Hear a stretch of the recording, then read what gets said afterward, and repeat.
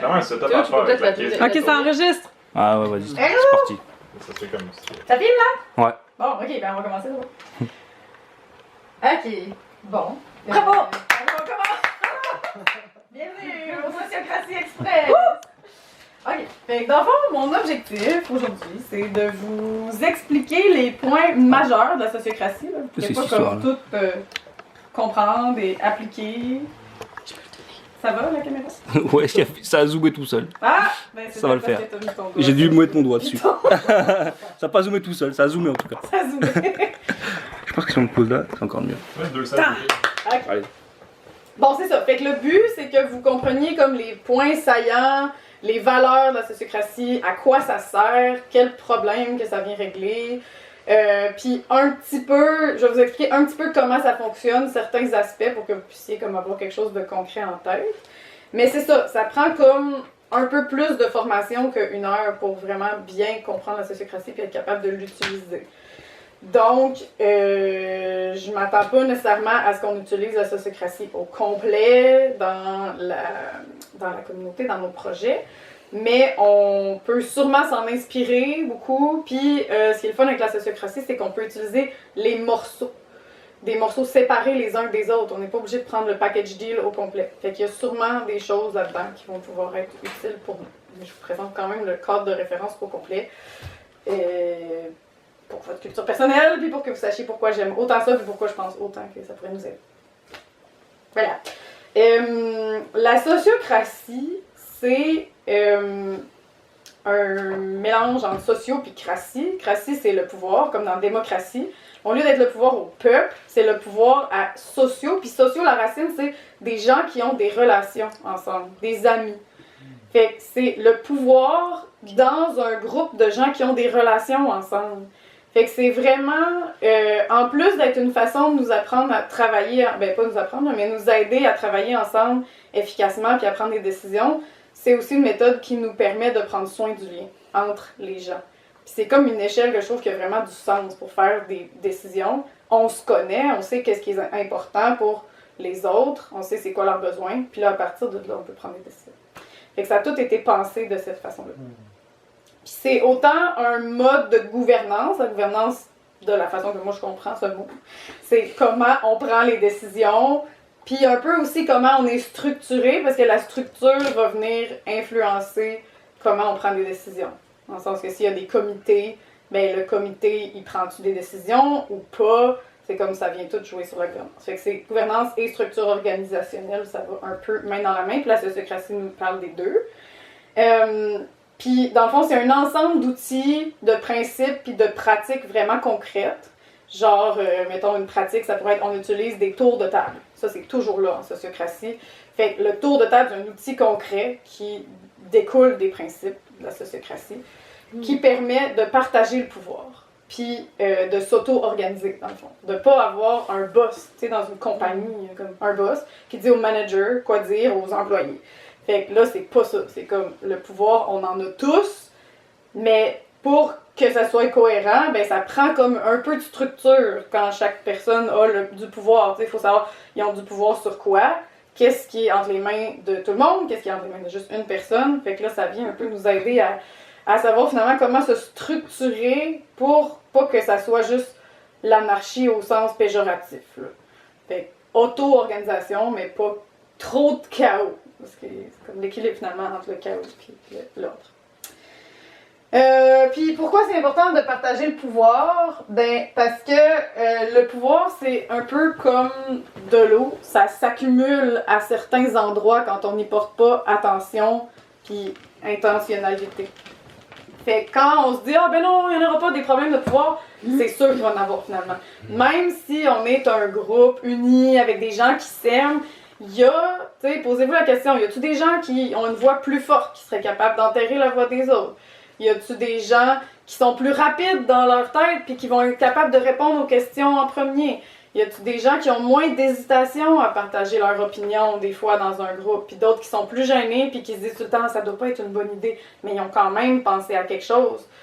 tout ça, ça vient jouer sur le pouvoir. Fait que même si on est une gang relativement homogène, avec des situations socio-économiques peut-être homogènes aussi, il reste qu'il peut se créer des dynamiques de pouvoir, puis c'est le fun quand on a quelque chose pour les adresser. Fait que la sociocratie, elle vient vraiment répondre à ça.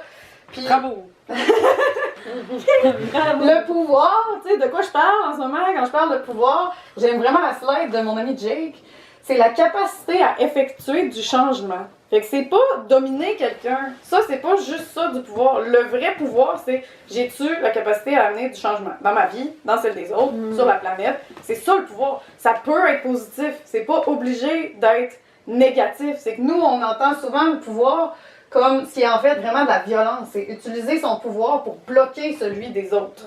Ça, c'est violence ou domination, oppression. Mais c'est pas juste ça le pouvoir, ça peut être beau. Puis, ben c'est ça. Souvent, le pouvoir est alloué de façon disproportionnelle. Puis c'est là qu'on va parler de suprématie. Comme, mettons, le white supremacy, c'est quand il y a plus de pouvoir dans les mains des Blancs qu'entre les mains de n'importe quelle autre couleur de personne.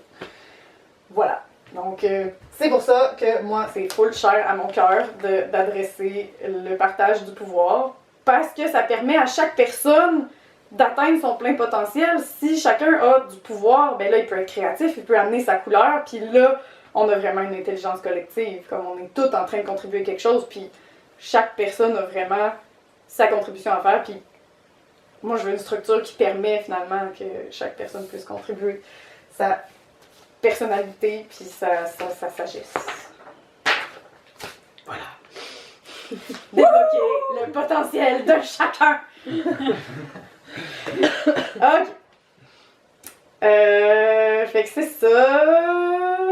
Le but, il y a aussi, tu sais, un aspect harmonie puis connexion dans la sociocratie, qui est comme qui vient chercher la balance finalement. Là, on tombe dans les principes là, de la sociocratie. Il y a plusieurs principes là, qui sont sur la slide ici. Je vais vous faire le tour, puis après ça, on va aller les voir peut-être plus en détail chacun. Là. Le premier, c'est le consentement. Après ça, l'équivalence. Accountability, moi, je l'ai traduit par imputabilité. Je vous en parlerai plus. Amélioration continue. Transparence. Efficience et non efficacité. On va voir c'est quoi la différence entre les deux. Puis, empiricisme, dans le sens empirique, là, les choses qui sont empiriques dans la vie. Inversement théorique. Ouais. Okay. Ouais, c'est ça.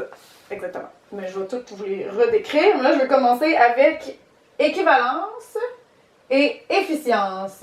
Parce que, dans le fond, c'est comme un peu la pierre centrale de la sociocratie de venir dire que pour accomplir des choses, puis aller de l'avant, qui est comme vraiment ce qu'on a priorisé, mettons, à date, dans les projets collaboratifs, là, on s'est dit, on fait des projets, on y va, faut que ça avance.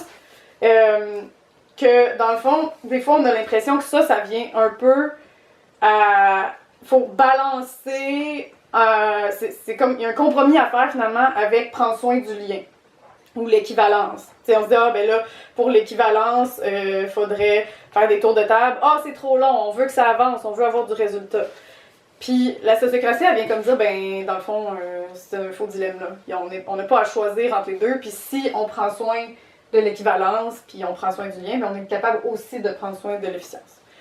Fait que là, c'est quoi ça, l'équivalence? J'ai une super slide pour vous le montrer.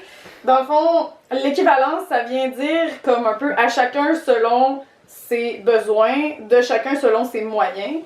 Ça part avec l'idée qu'on n'est pas tous égaux. On n'est pas tous égaux en ressources, on n'est pas tous égaux en connaissances, on n'est pas tous égaux en privilèges. Puis si on essaye de rendre tout égal pour tout le monde, ben ça fait ça, finalement. Tout le monde a la même petite hauteur de cube, mais il y en a qui voient pas, puis il y en a qui voient super bien. Fait que ça, c'est pas à chacun selon ses besoins, c'est comme égal. Mais l'égalité, quand on part d'une situation pas égale, ça redonne encore de l'inégalité à l'autre bout.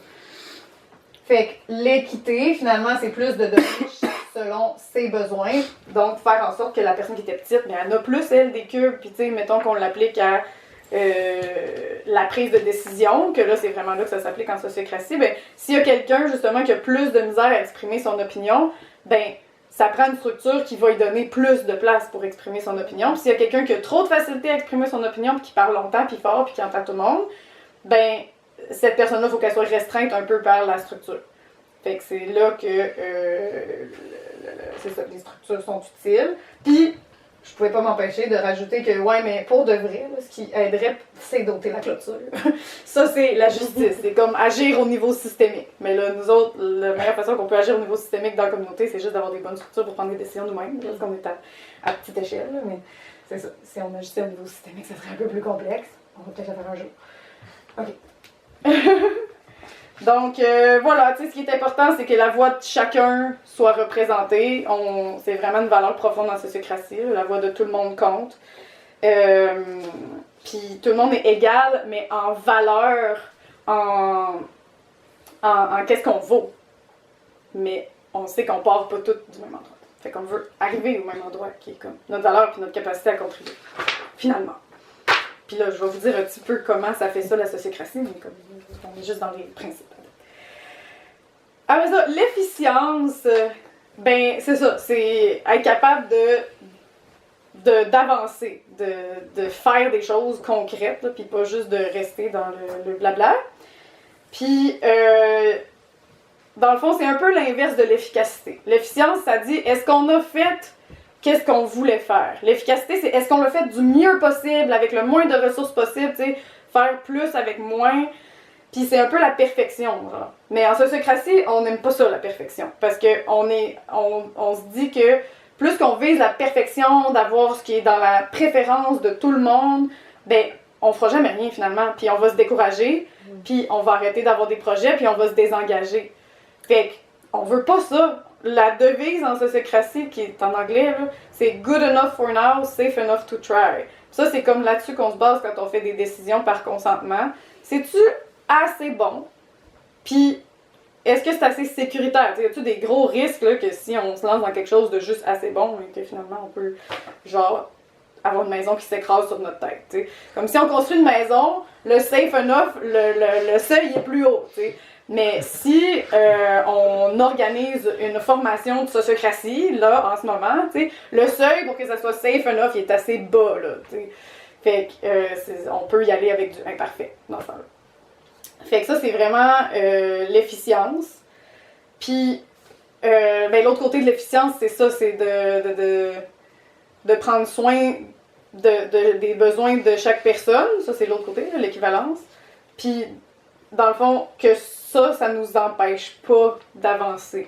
Puis là, quand je vous disais au départ que c'était comme un faux dilemme, c'est que moi, je m'en suis rendu compte en l'utilisant, puis c'est ça aussi que ça dit en sociocratie, c'est que quand tu t'écoutes vraiment en profondeur les gens, tu sais, des fois on est comme « Ah là, les émotions, là, toi t'as juste peur, là, on veut pas savoir. Ah ouais, toi t'es juste triste à cause de telle affaire. » Ça n'a pas sa place. On prend des décisions, c'est dans la tête, c'est rationnel.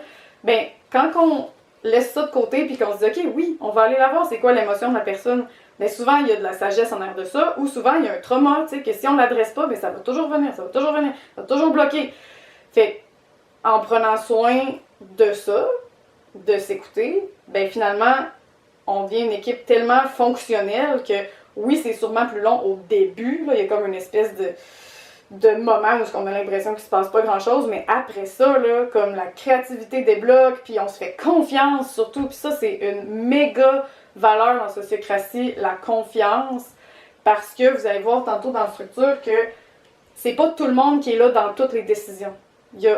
Il va y avoir des gens qui vont prendre des décisions, un sous-groupe. Il va y avoir un autre sous-groupe à qui on va faire confiance dans un autre domaine qui vont prendre des décisions. Fait la confiance, super importante, puis elle vient de s'écouter, puis sentir que si j'ai quelque chose à dire, je vais pouvoir le dire. T'sais. Je sais pas vous, là, mais moi, je sens de la détresse des fois quand j'ai l'impression que je peux pas dire ce que j'ai à dire. Je suis comme, ça me convient pas, puis je peux pas le dire, puis je sais pas comment le dire, puis je suis pas entendue, puis tu sais, ça donne le goût comme soit de débarquer, ou de pas faire confiance, ou de crier, tu sais, puis là, ça sort tout croche. Fait que, voilà.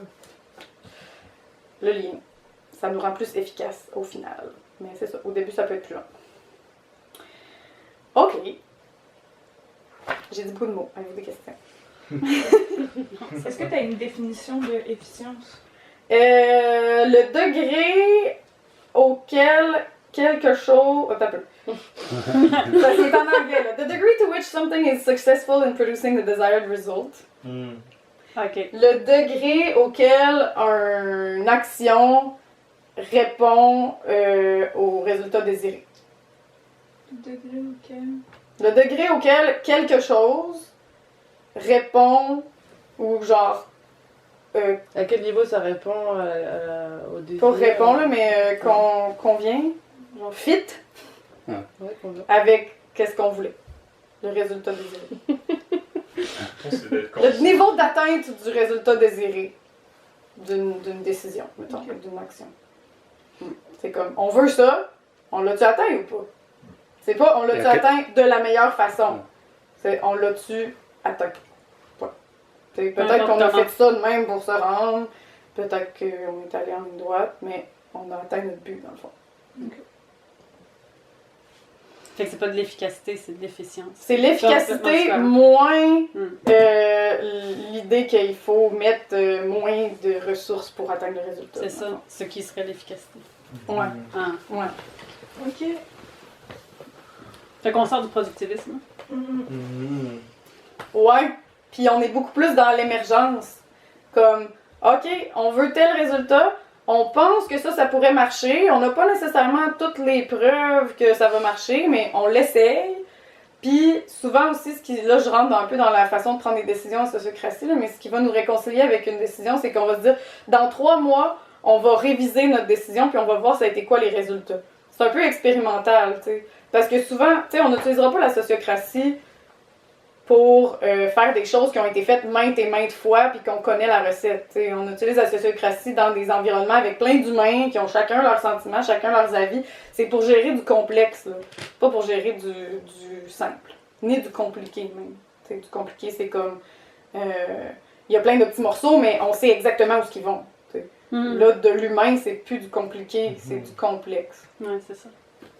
Parce Fait- que chaque élément a comme son... Chaque personne a comme tout son complexe à elle, qui fait en sorte que quand tu mets des humains ensemble, ça devient très complexe. C'est ça. C'est ça. Fait qu'il n'y en a pas, finalement, de perfection. C'est ça qu'il faut s'enlever de la tête, qu'il y a une bonne solution, puis qu'il y a un plan avec des étapes A, B, C, D pour se rendre. T'sais. Finalement, c'est comme...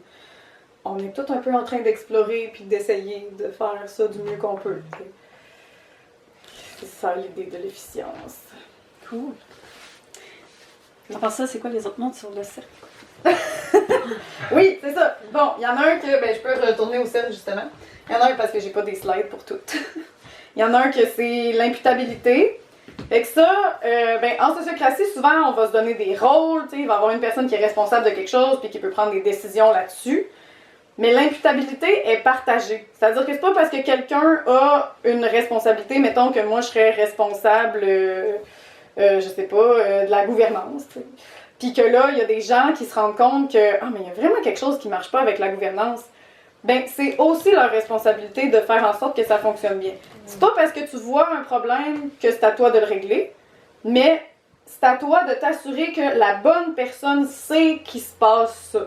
Fait que donner du feedback, des conseils, c'est vraiment beaucoup présent dans la sociocratie. Fait que ça veut pas dire d'ignorer complètement le problème parce que c'est pas dans ta cour. Ça veut pas dire que c'est toi qu'il faut qu'il règle le problème parce que tu l'as trouvé, c'est entre les deux. C'est comme trouver la bonne personne, faire circuler le message, faire en sorte que ça finisse, faire comme la prochaine action qu'il faut qu'il se fasse prendre pour que le problème se règle, mettons. Puis on considère justement que chaque personne est un senseur. Chaque personne est un détecteur pour qu'est-ce qui va pas ou qu'est-ce qui pourrait être amélioré. Puis les tensions qu'on ressent à l'intérieur de nous, c'est des contributions qu'on peut faire au groupe, finalement.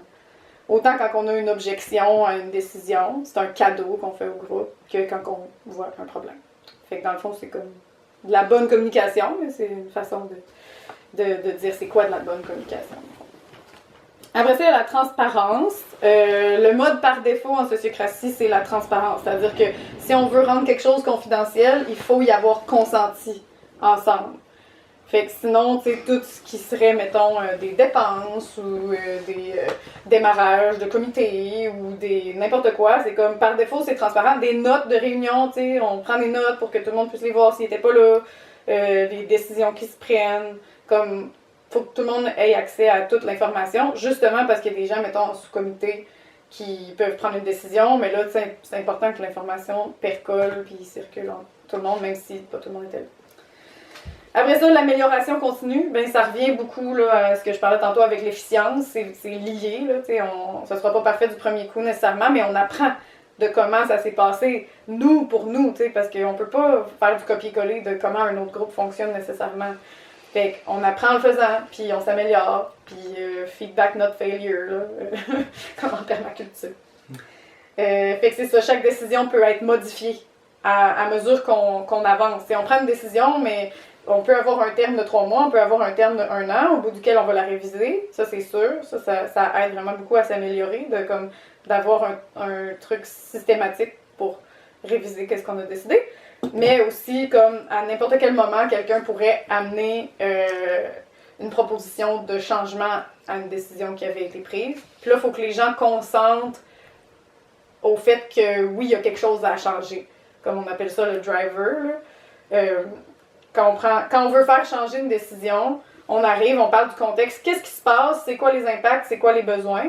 Puis là, avant même de parler, de brainstormer sur qu'est-ce qu'on pourrait faire comme solution, on décide, est-ce qu'il y a vraiment un problème? T'sais? Fait que là, il va y avoir une ronde de consentement.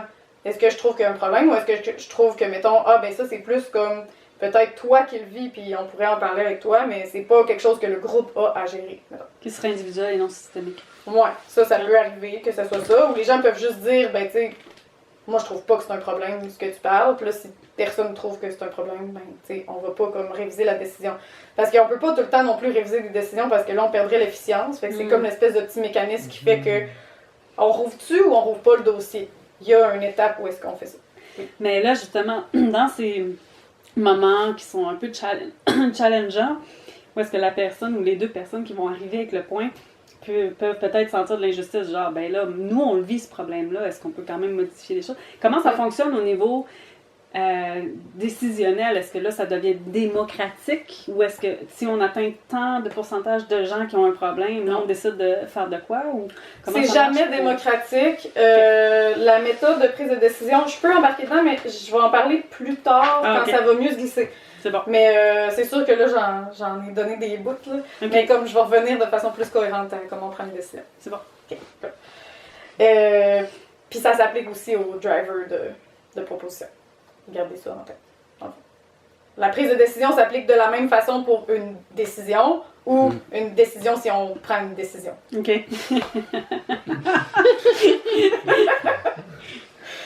OK, puis le dernier principe, c'est l'empirisme. Dans le fond, c'est que quand on a une objection à une proposition, ben, faut que ça soit basé sur des faits, dans le fond, des choses qui se sont déjà passées, des choses qu'on va être capable de démontrer. Tu sais, ça peut pas être juste « je suis inquiet que ». Comme « ah, ben, mettons, je sais pas, je pense que si on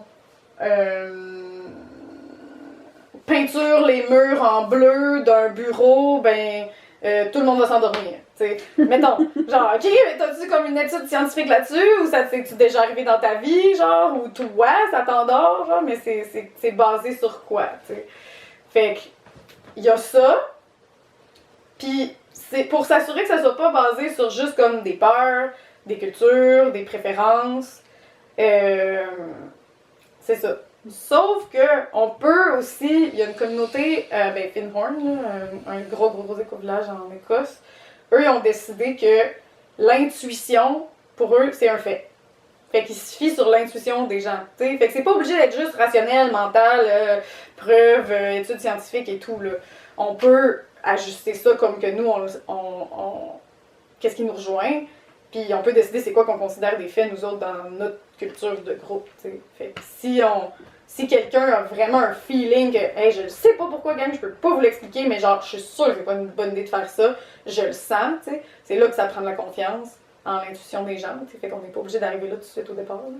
Mais il y en a qui font ça, et je trouve ça vraiment beau. Mais c'est ça, c'est comme un peu pour s'assurer que c'est pas basé sur juste des croyances, là, qu'on peut pas prouver. Mais ça veut pas dire qu'on va pas aller s'occuper de la peur, puis mettons de la peur de la personne qui en parle, tu sais, c'est juste que ça peut pas être une objection, mais on peut faire autre chose, tu sais. On peut faire un meeting avec un sous-groupe de personnes qui vont écouter, puis peut-être que de ce qui a l'air d'être juste une peur, il y a des faits en dessous, c'est juste que des fois on n'est pas bon pour aller les chercher. Fait que ça peut se passer ça aussi, tu sais, ça fait partie de prendre soin du lien, là. C'est pas du tout ce principe-là de dire c'est pas des faits, c'est pas important, tu t'en vas, tu sais. Ben, pas tu t'en vas, on t'écoute pas. Fait que voilà, je voulais mettre le bémol là-dessus. Voilà. Mais hein? Pardon.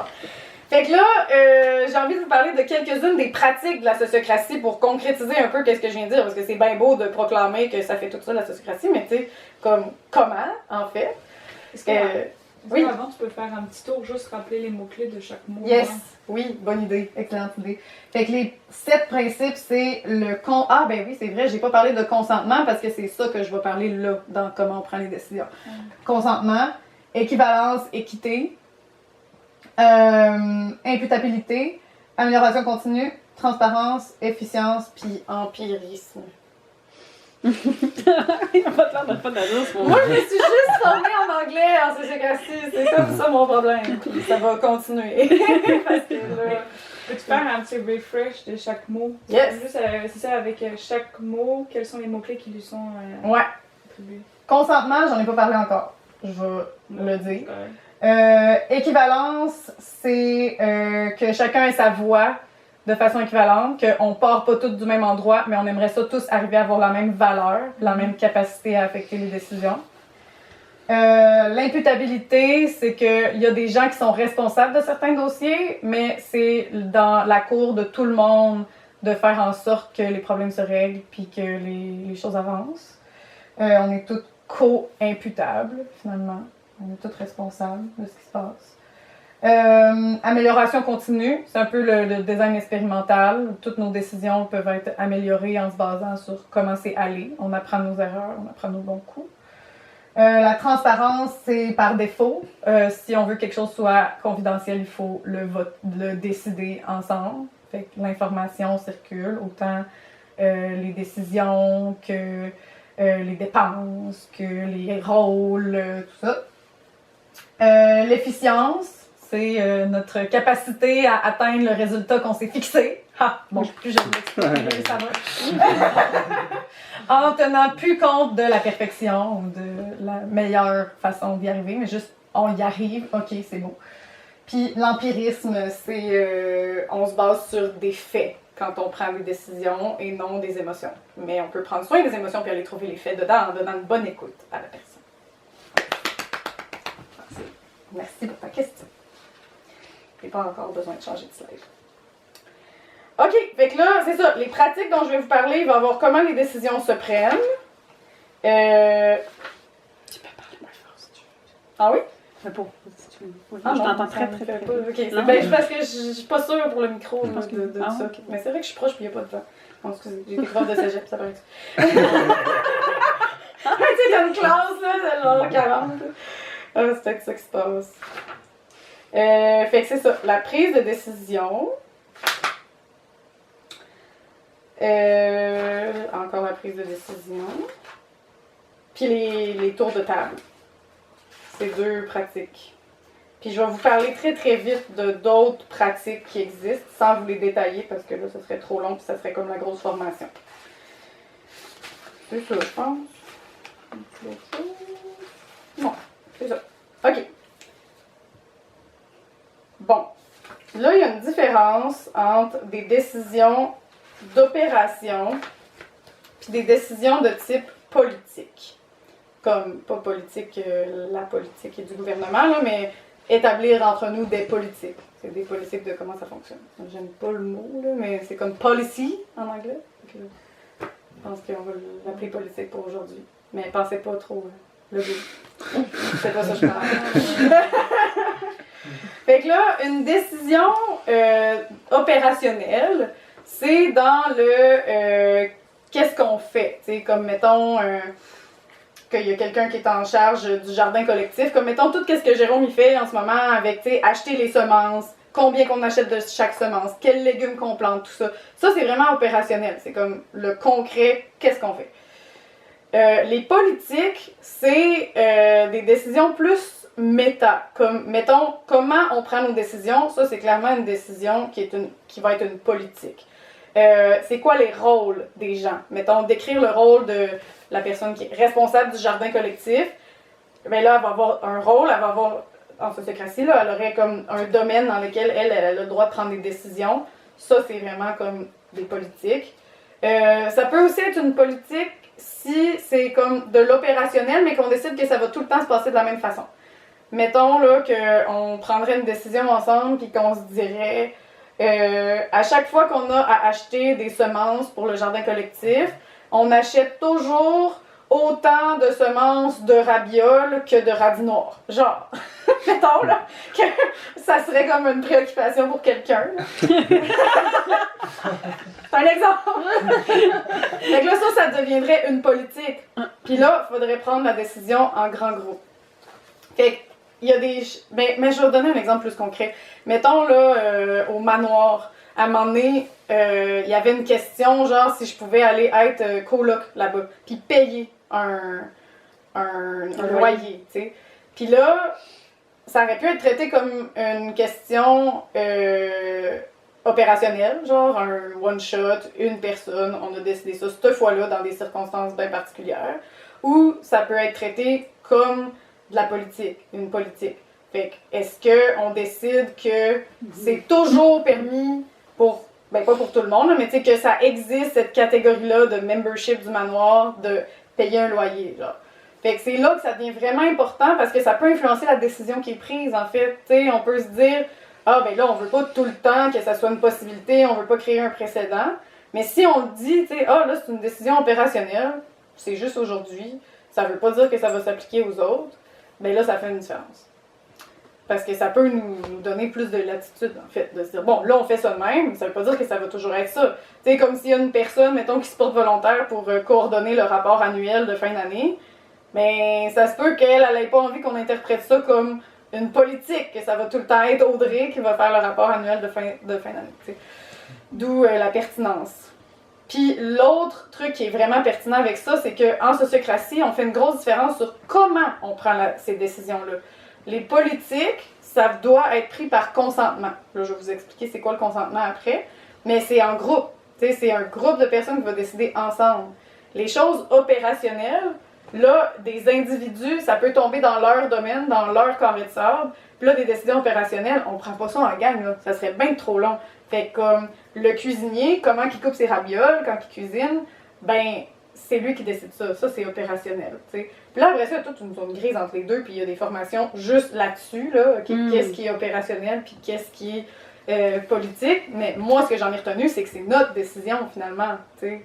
Puis où est-ce que nous, on va mettre notre seuil entre les deux pour être le plus efficace possible et le plus équivalent possible. Tu sais, le plus partage. Plus tu prends les décisions ensemble, plus que tu es dans le partage de pouvoir. Mais c'est long. C'est long aussi. Plus tu es dans l'opérationnel, plus c'est efficace, mais peut-être tu es moins un peu inclusif.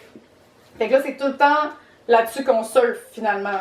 Comme, des fois, c'est évident, c'est lequel, puis des fois, c'est pas évident, puis c'est à nous de se mettre d'accord ensemble, t'sais. Puis là, on peut le mettre dans le carré de sable de quelqu'un en l'écrivant dans son rôle, que cette personne-là décide ça. Fait que c'est tout ça, moi, que j'avais en tête quand je proposais, genre, comment qu'on l'a fait, cette formation-là, sur la sociocratie? J'étais comme, là, je peux-tu proposer quelque chose ou pas? Puis comment qu'on décide? Là, j'étais comme, c'est dans ma cour, c'est dans le cours du comité, c'est dans le cours à tout le monde, ça, comment qu'on prend les décisions, tu sais. Bon, voilà. C'est ça.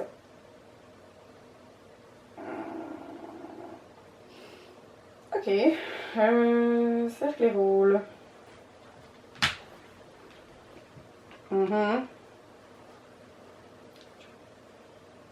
Je vais vous expliquer en fait tout de suite la prise de décision par consentement. Puis après ça, je vais vous parler des cercles et rôles. Ben non, je vous l'ai déjà dit dans le fond, les cercles et rôles.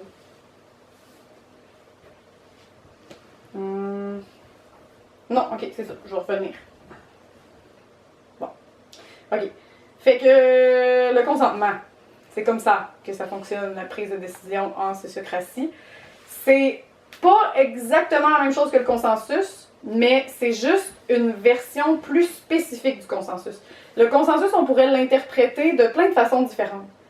Mais comme en sociocratie, on a pris la peine de dire, nous, c'est de ce consensus-là qu'on parle. Fait que des fois, quand on parle avec des gens de consensus et de consentement, moi, j'ai découvert ça à longue, là. Puis finalement, je l'ai lu à quelque part, puis j'ai fait « OK, je comprends maintenant. » Parce que j'avais vraiment de la misère à faire la différence. Ben, c'est ça, quand je parlais à des gens de consensus, tout ce qu'ils me disaient, j'étais comme « Mais c'est ça qu'on fait en sociocratie. Pourquoi toi t'appelles ça du consensus, puis moi j'appelle ça du consentement? » Mais je me suis rendu compte qu'il y a des gens qui font le consensus autrement aussi. Fait que le consensus pourrait être interprété comme êtes-vous tous d'accord? Est-ce qu'on se met tous d'accord sur quelque chose? Mais là, c'est quoi être d'accord? Sais-tu que c'est toute notre préférence ou bien on est tous capables de le tolérer? Puis il y a une méga différence entre les deux. Puis en sociocratie, ça a été full réfléchi. Dans le fond, on le conceptualise comme ça, que tout le monde a une zone de préférence. T'sais, mettons qu'on parle du nombre de légumes qu'on va cultiver dans le jardin. Ben, non, mettons qu'on parle du mode de gouvernance. Tiens. Moi, j'ai clairement une préférence pour la sociocratie. On se le cachera pas. Merci d'être transparente. Je savais pas. Mais j'ai aussi un range de tolérance. Tu sais, que si on ne choisit pas la sociocratie, je vais pas sacrer mon camp. Tu sais. Je vais être capable de tolérer plein d'affaires. Mais j'ai aussi une zone d'objection où ce que ça, c'est non. Puis là, c'est quoi non en sociocratie? Les critères, comme pour se réfléchir, c'est-tu non ou bien c'est ma zone de tolérance? C'est est-ce que je peux travailler avec ça? Est-ce que ça va nuire, moi, à ce que dans mon travail, mettons qu'on appelle ça du travail, même si c'est bénévole, là, mais dans mes tâches, à ce que j'atteigne comme la mission qu'on s'est donnée ensemble, l'objectif qu'on s'est donné ensemble? Est-ce que ça va me nuire, moi, là-dedans? Est-ce que je trouve que ça va... Ça, c'est une affaire. L'autre affaire, c'est est-ce que ça va nuire globalement au groupe d'atteindre sa mission. T'sais, ça peut ne pas me toucher personnellement, mais je peux avoir l'impression que ça va vraiment nuire à tout le monde. Ou à une autre personne que moi. Puis c'est ça, dans le fond. C'est comme toujours en lien avec la mission qu'on se donne ensemble. De l'efficience, à quelque part. Est-ce que je suis capable d'atteindre, peu importe comment, mais est-ce que je suis capable de l'atteindre? Ouais, exact. Okay. C'est ça. Ça va-tu me rendre moins efficiente? Moins capable de... Ouais, c'est ça. Fait que je pourrais être moins capable, mais quand même capable. Ou je pourrais me dire, non, là, genre, je serais vraiment... Ça marche pas, là. Tu sais, je serais pas bien. Puis, tu sais, ça peut être aussi... tu sais, je vais être capable d'atteindre l'objectif, mais tout le long, je vais me sentir comme la merde. Tu sais, fait que là, ça marche pas, là. Parce qu'on veut prendre soin du lien aussi. Fait que c'est ça, des objections. Fait que au lieu de se dire, êtes-vous tous d'accord, on se dit, avez-vous une objection? C'est ça le consentement. C'est comme, t'es-tu capable de travailler avec ça ou pas? C'est pas genre, est-ce qu'on est arrivé à la meilleure idée du monde qui satisfait vraiment tout le monde? C'est comme, t'as-tu des besoins non répondus là-dedans, t'sais, par rapport à notre objectif? Allô? Allô? Puis, l'importance de tout ça, c'est que quand on les combine, c'est juste deux personnes, là, quand on combine la zone de préférence puis la zone de tolérance, ben si on essaie d'aller chercher la zone de préférence de tout le monde, là, ben là, on est chanceux, il y a de l'overlap, mais des fois, il n'y en aura pas, là. Fait qu'on fait quoi, tu sais? On n'avance pas, on fait pas le projet ensemble. Ben non, tu sais, on a toute une zone de tolérance. Puis là, le overlap des trois zones de tolérance est beaucoup plus grand. Fait que ça nous donne plus de possibilités. Puis c'est sûr que chacun, faut qu'il aille un petit peu faire « Ah, moi, c'était pas exactement ça que je voulais. » Tu sais, on appelle ça flexer, là, des fois. Fait qu'on va flexer, on va s'étirer un peu, puis être comme... faire notre deuil un peu de qu'est-ce qu'on préférait. Mais ça va avancer. Comme des compromis, hein? Oui, ben... La notion de compromis, en tout cas, on pourra en parler longtemps. OK. Mais... On rentre pas là-dedans. mais oui, mettons. Il y a des nuances, là, mais oui, c'est ça, c'est comme... c'est un compromis, mais ce que tu compromets pas, c'est est-ce que ça me permet d'accomplir la mission, puis est-ce que je trouve que ça nuit au groupe que ça accomplisse sa mission. Si c'est pour compromettre ça, c'est non. C'est pas que ça. Voilà, fait que c'est. Ça, là, c'est. Pour vrai, c'est aidant dans tout, là, dans vos relations de couple, tu sais, d'avoir cette notion-là, genre, mais c'est quoi ta préférence? Puis c'est quoi ta zone de tolérance? C'est complètement différent, puis ça aide vraiment, en fait, comme partout, avec des amis, en couple. Fait que même si vous n'utilisez jamais la sociocratie de votre vie, je vous invite à utiliser ça. Du moins. Allô? Bonjour. Bonjour à tous. Je t'informe que nous sommes filmés. Ah ouais. Ouais.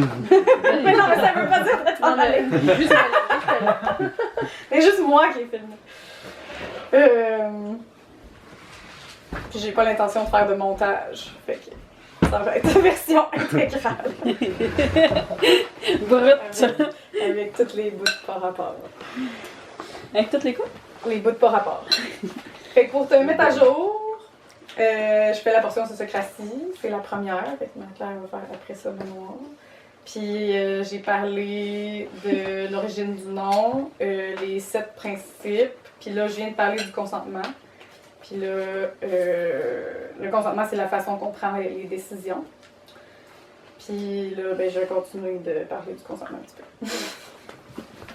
Fait que pourquoi on utilise le consentement? Ben, parce que le consensus, mettons au sens large, là, qui n'inclurait pas ça,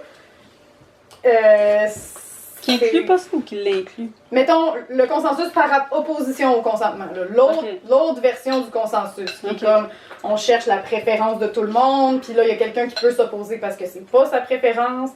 Ben, j'en connais plein des communautés qui bloquent. Il y en a qui veulent refaire leur route au plateau communautaire, puis il y a tout le temps une personne qui est comme « Non, moi j'aime ça, qu'on soit vraiment creux dans le bois, puis ça contribue à mon bonheur. » Bloc.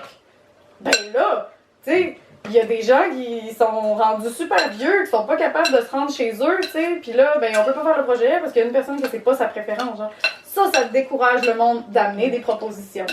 Parce que le seuil pour accepter est tellement haut que ça passe presque jamais. Mais là, les gens, à un moment donné, ils sont pas fous, tu sais, ils vont plus se forcer chez eux à écrire une belle proposition, dans les meilleurs mots, avoir un beau driver clair, tu sais. Non, Ils ça vont juste faire démotive les troupes. tant pis. Voilà. Fait que ça se désengage, puis on veut pas ça. C'est pour l'efficience. Fait que c'est ça. Fait que par rapport au consensus, c'est ça l'avantage. Par rapport au vote à majorité, ben un vote à majorité, ça permet d'oppresser 49% du monde. Tout le temps. Fait que finalement, ça avantage toujours les gens qui sont en position de dominance et de plus d'homogénéité entre eux.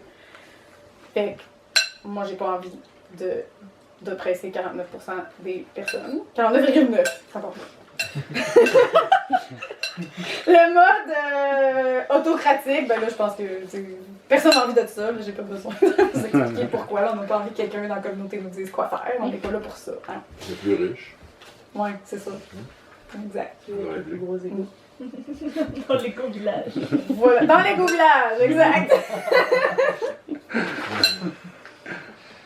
Fait que c'est ça. Puis donc dans notre, tu sais, une question qui peut nous aider à faire la différence entre notre zone de tolérance puis l'objection, c'est le good enough for now que je parlais tantôt. Comme ça nous aide vraiment à être comme, c'est pas le meilleur, mais c'est pas non plus complètement inacceptable. C'est good enough. C'est ça qu'on vise. Puis si ça tombe que c'est notre préférence, ben, yeah!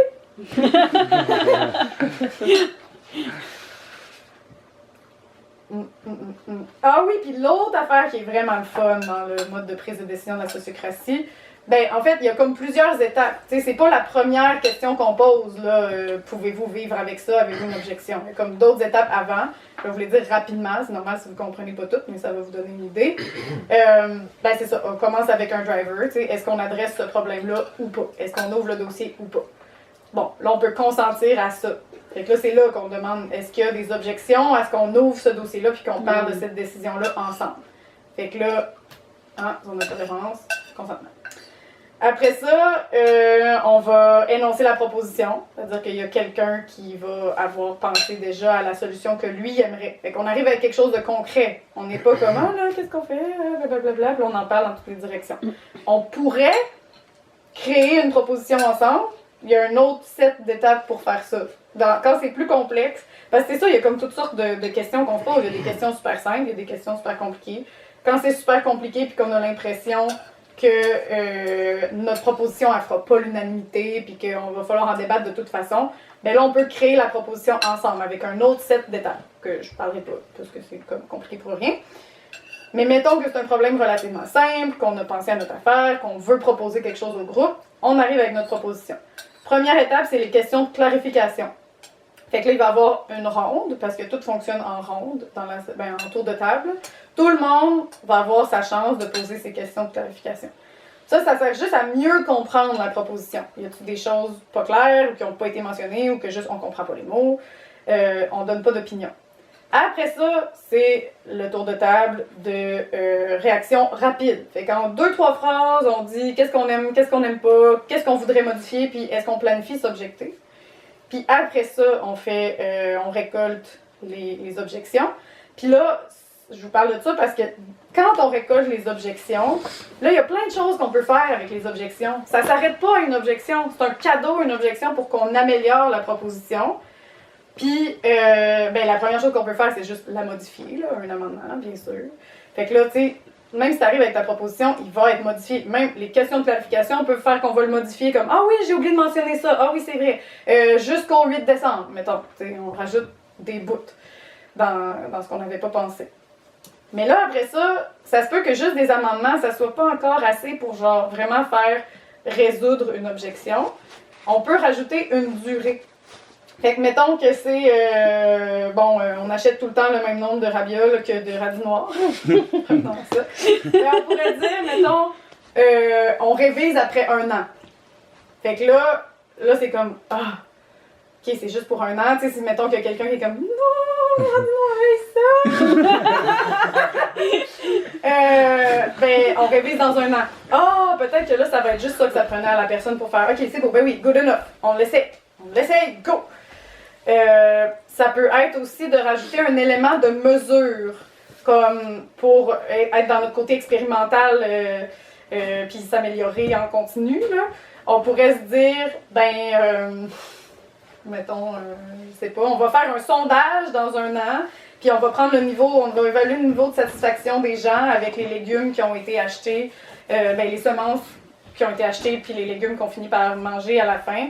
Puis on va voir s'il y a des gens qui auraient voulu plus d'une affaire ou de l'autre à la fin de l'été, mettons. Fait que ça, c'est un élément de mesure. Là, ça se peut que ça aussi, ça fasse lâcher une objection, puis que la personne, elle fasse « c'est beau, on l'essaye pour 1 an, à la fin, on va avoir quelque chose pour mesurer la satisfaction, je vais être entendu, ça marche, je me sens correct avec cette décision-là. » Fait qu'il y a vraiment, tu sais, un petit protocole là, qui nous donne des idées, en fait, ça nous fait juste être plus créatifs. Mais tu sais, comme pourquoi être créatif quand il y a du monde qui ont déjà pensé et qui l'ont mis dans un système qui est tout parfait? Non. C'est la parenthèse marketing de la société. Je suis pas là pour vous convaincre. C'est ça. Fait que finalement, on considère qu'offrir une objection, c'est offrir un cadeau. T'sais, comme la personne, si elle s'objecte, c'est pas pour nuire, c'est pas pour être chiante, c'est pas pour juste prendre soin de ses propres besoins à elle, c'est parce qu'elle sent qu'il y a quelque chose qui marche pas fondamentalement pour le groupe, que peut-être les autres n'ont pas vu, tu sais. Puis c'est là l'intelligence collective, qui est que c'est pas parce qu'il y a juste une personne qui le voit qu'elle a pas raison, tu sais. Des fois, on est toutes des petites antennes là, pour saisir qu'est-ce qui se passe, puis ça se peut que nous, on ait vu de quoi qui ferait vraiment que ça marcherait pas. Moi, j'ai été dans cette position-là beaucoup dans Next Gen, là, puis c'est inconfortable. Mais ça a été important, puis j'ai tenu mon bout jusqu'à la fin, puis je me suis objectée. Puis on a fini par trouver comme un système que finalement ça a débloqué après. Fait que c'est ça, c'est des cadeaux. Puis c'est pas évident. Il y en a pour qui c'est pas évident de s'objecter, il y en a pour qui c'est pas évident de pas s'objecter. Voilà. Question. Ben, d'où l'importance de la confiance. La confiance est vraiment la prémisse à pouvoir amener ça, parce que sinon, il y a des gens qui pourraient facilement interpréter les objections des autres comme étant des intentions. Ou, surtout quand que c'est souvent les mêmes personnes qui s'objectent, là, ça peut, dans des dynamiques de groupe, ça peut mener à ça. Fait qu'il faut, c'est encore plus important dans ce cas-là d'amener de la confiance là, dans le groupe. Vraiment, vraiment. Puis pour lien. amener cette confiance-là, c'est de comprendre pourquoi la personne elle s'objecte. Tu sais. Puis on va y porter attention, puis on va l'écouter. Il faut qu'il y ait l'ouverture à l'écouter, justement. Exact, oui. Fait que c'est vraiment, en même temps, la sociocratie, un changement de paradigme. Là. Ouais, vraiment. Parce que ça implique que chaque personne aussi est là pour contribuer au groupe, tu sais, puis pas juste à elle-même. Puis ça, personnellement, moi, je le sens déjà full dans notre groupe, là, fait que ça serait pas un si gros changement que ça. Mais, ouais. Voilà. Merci pour la question. Fait que, je vais revenir au cercle et au rôle. Je vous ai... Oups, là, mon Dieu. Parce que j'ai passé.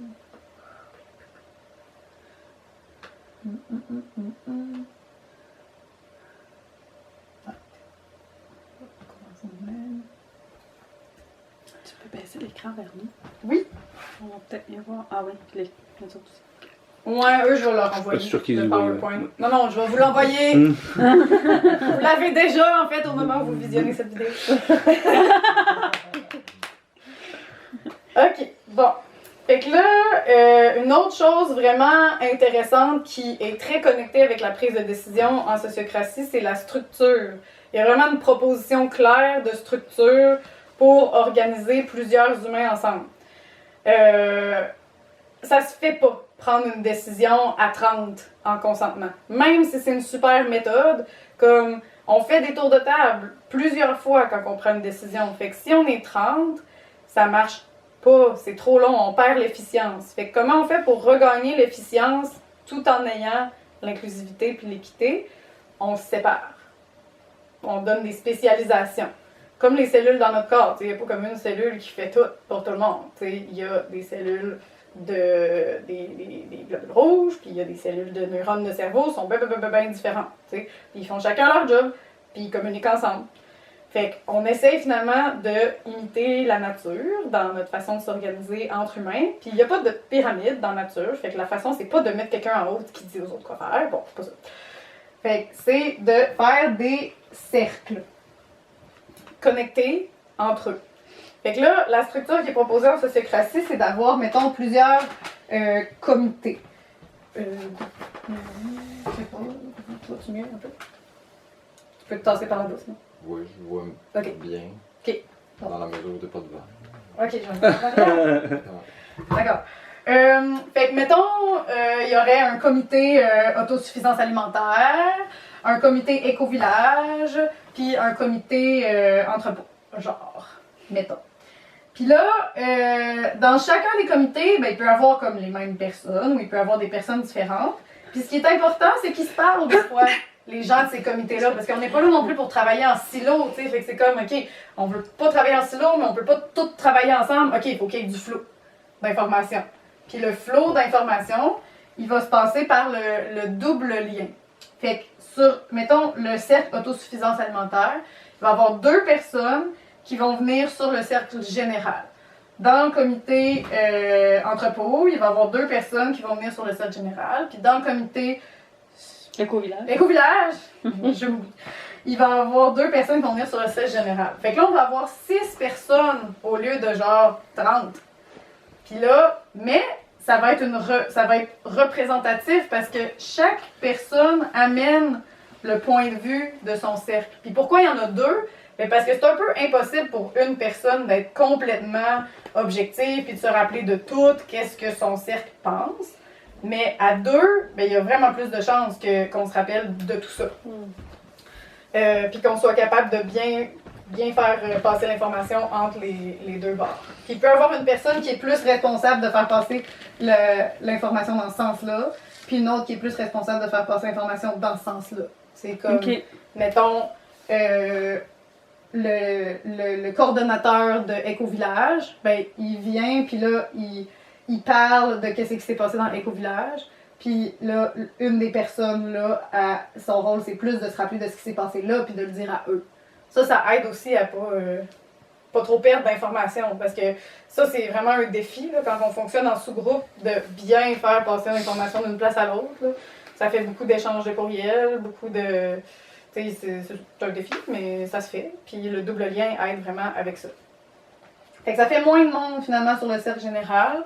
Puis, il peut avoir aussi comme une espèce d'assemblée générale à côté, là, que une fois par année ou 4 fois par année, on est là tout le monde ensemble, puis là, on parle des sujets qui sont un peu plus compliqués, un peu plus complexes. Mais dans l'assemblée générale, il n'y aura pas nécessairement des décisions qui vont être prises. On va écouter les avis, on va en tenir compte, mais les gens qui vont prendre les décisions se passent vraiment là. Puis ici, les décisions qui vont se passer, c'est les décisions qui affectent tout ça. Fait qu'il y a un concept en sociocratie qui est que les décisions se prennent là où les gens travaillent dessus. T'sais, qui prend la décision, c'est qui fait le travail, finalement. Fait que le comité éco-village, c'est aussi ceux qui veulent vivre dans l'éco-village, c'est ceux qui vont être impactés par les décisions d'éco-village, puis c'est ceux qui vont faire la job pour trouver un terrain, puis énoncer de missions, puis de valeurs. Puis... Fait que ceux qui travaillent sont ceux qui prennent les décisions, finalement. Mais ça veut pas dire qu'ils écoutent pas les autres, parce que leurs décisions vont avoir des impacts sur les autres un peu.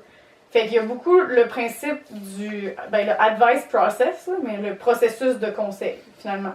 C'est-à-dire que si tu fais partie du comité éco-village, puis que tu sais qu'il y a des décisions que tu vas prendre qui vont influencer autosuffisance alimentaire, genre le terrain. T'sais, on pourrait-tu faire nos projets d'autosuffisance alimentaire sur le terrain de l'éco-village? Ben, on va se parler, puis on va se demander des conseils. Mais au bout du compte, c'est le monde qui vont vivre dans l'éco-village qui vont décider quelle terre qu'ils achètent, tu sais. Fait que, parce que eux vont être bien plus affectés par ça. Fait que vraiment, le processus de conseil est super important, puis c'est là que la confiance se développe aussi.